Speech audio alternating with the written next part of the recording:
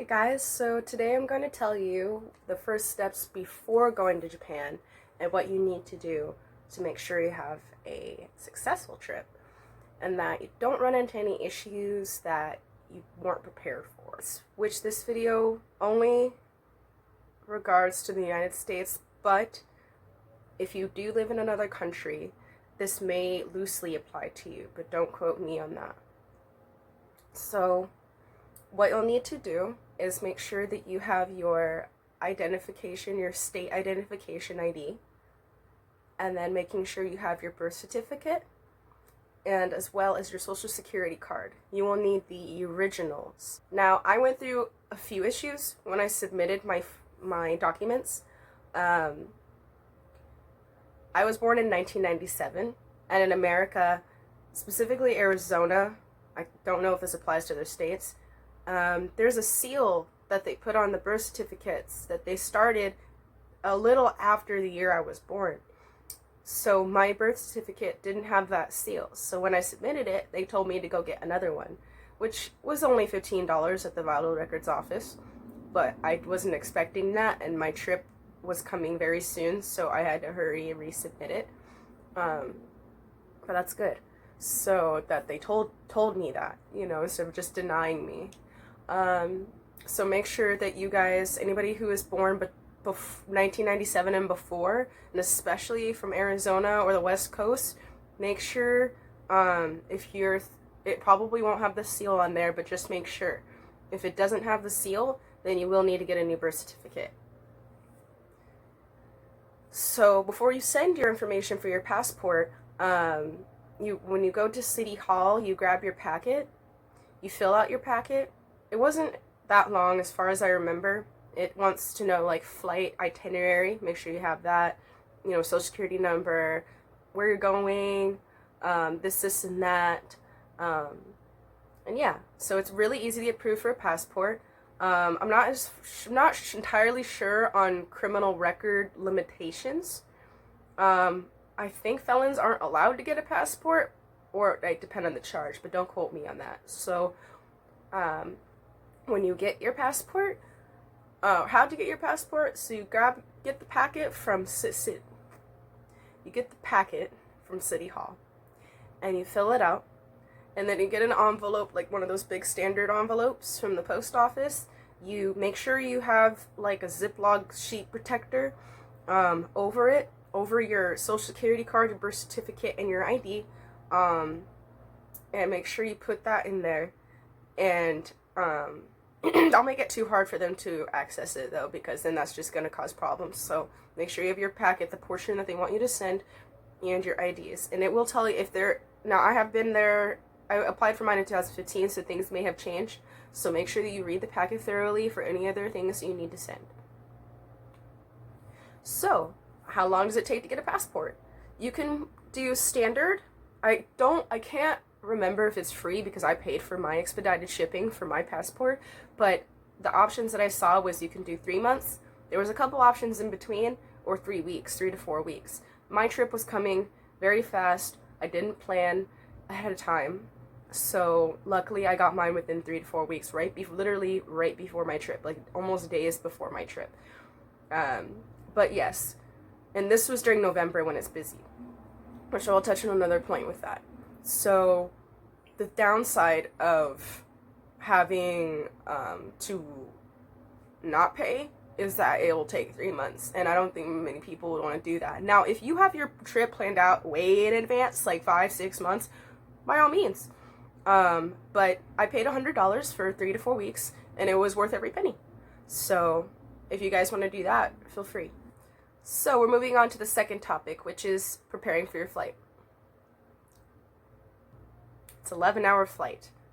I was coming from Phoenix, stopped in Sacramento, went to Narita, which is the name of the airport. I believe, as far as I know, the flight from Sacramento to Narita was 11 hours. So, and a lot of people said, oh, it's not that long. I'm like, it is, unfortunately.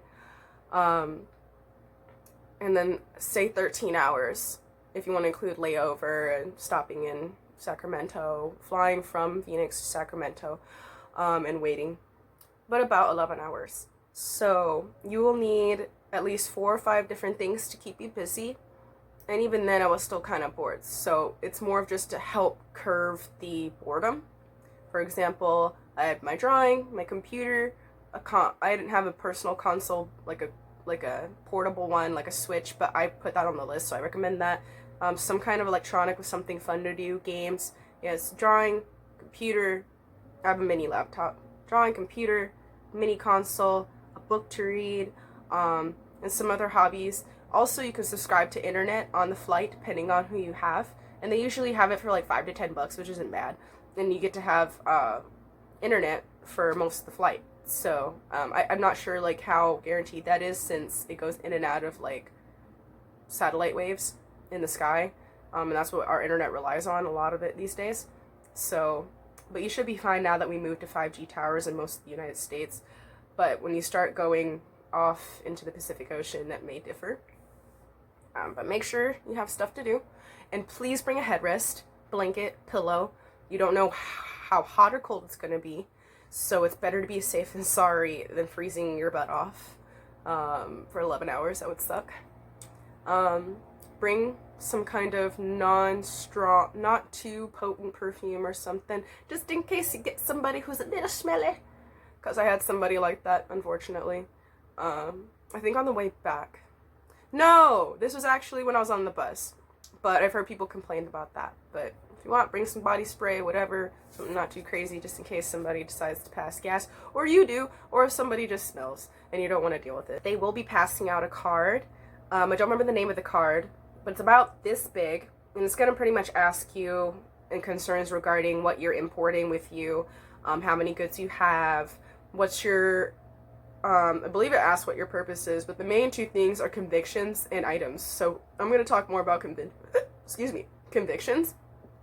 So if you've been convicted of something, does not include penalties of pending status.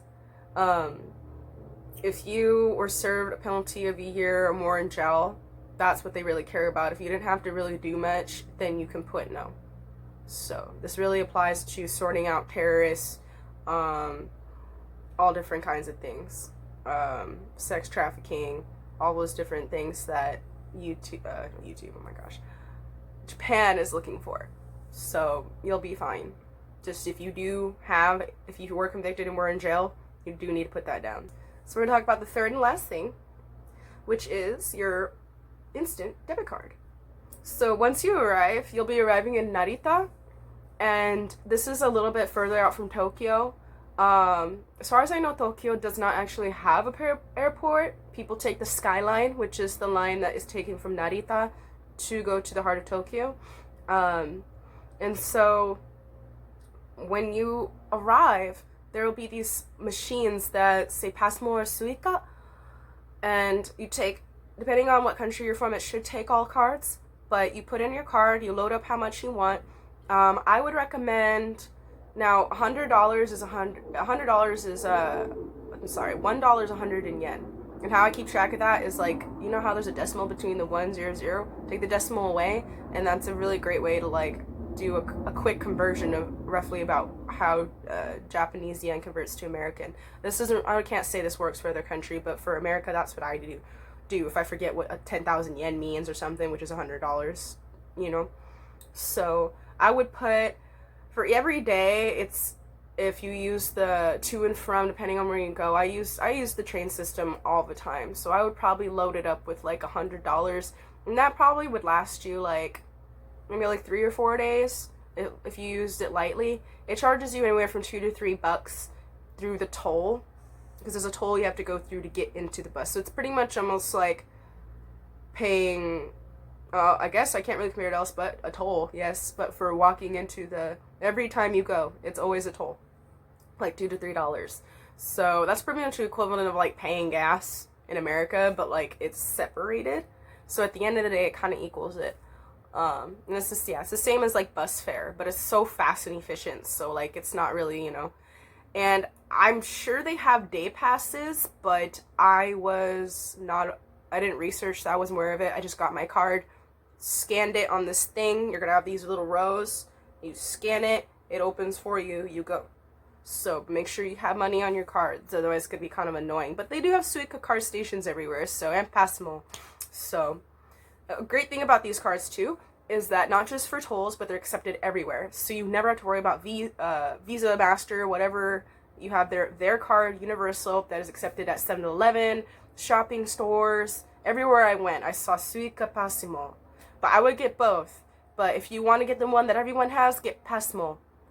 So, I'm sorry. Actually, Suica card. Suica card's more popular.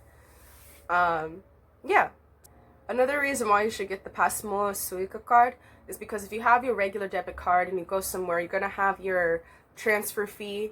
You're going to have transfer fees, international fees, the ATM fees that you use, and that can get pretty pricey. So to save money, I highly, highly recommend getting a Passmo Suica card. Well, I hope you guys enjoyed this informational video. I may make more videos on Japan or just different topics in general. This is the first video of this channel, so I'm just kind of testing it out to see. I know I live stream a lot of you guys watch me live stream, so I'll put the link for my YouNow in the description. And yeah, so, and then when you click it too, make sure to fan, that's what they call subscribe on there, and then you'll know when I go live too. And once I have a big enough following on YouTube, then I'll start streaming on YouTube as well. So, sorry for like looking at you guys and the camera, like, just gotta pick one, I guess. Thank you guys.